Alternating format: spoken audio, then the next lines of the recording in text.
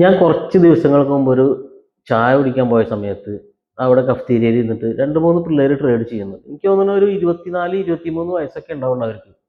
അവര് ആ ട്രേഡ് ചെയ്യുന്ന കാര്യത്തില് വിജയിച്ചിട്ടുണ്ടോ പരാജയപ്പെട്ടിട്ടുണ്ടോ എന്ന് എനിക്കറിയില്ല.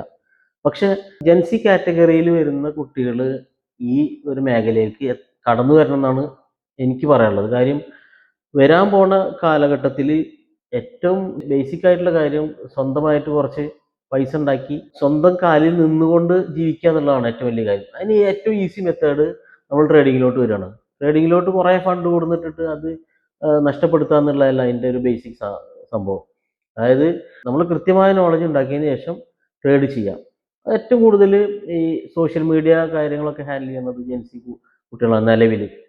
അവരെ കയ്യിൽ ഏത് സമയവും മൊബൈലാണ്, അല്ലെങ്കിൽ സോഷ്യൽ മീഡിയയിലാണ് അവർ ഫുൾ ടൈം ആക്ടിവിറ്റി. അത്തരത്തിലുള്ള ആളുകൾക്ക് വളരെ ഈസി ആയിട്ട് ട്രേഡിംഗ് എന്താണെന്നും ഇതിൻ്റെ സ്ട്രാറ്റജി എന്താണെന്നൊക്കെ വ്യക്തമായി പഠിച്ചുകൊണ്ട് അതിൽ അവർക്ക് വിജയിക്കാൻ പറ്റും.